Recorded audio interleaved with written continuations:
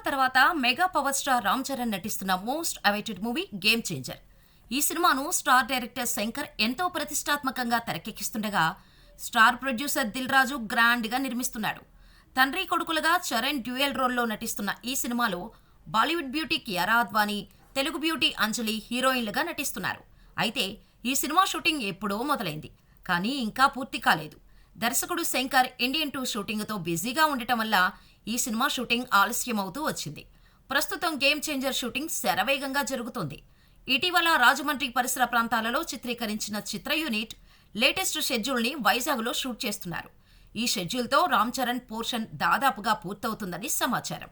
ఇప్పుడు షూట్ చేస్తున్న సన్నివేశాలు మాత్రం చరణ్ ఇంట్రోకి సంబంధించినట్టుగా టాక్ నడుస్తోంది.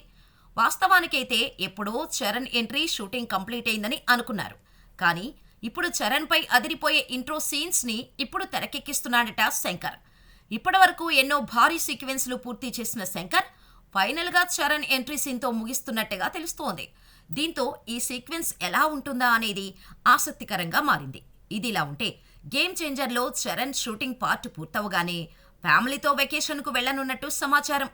తిరిగొచ్చిన తర్వాత బుచ్చిబాబుతో RC16 షూటింగ్ మొదలు పెట్టనున్నట్టు తెలుస్తోంది.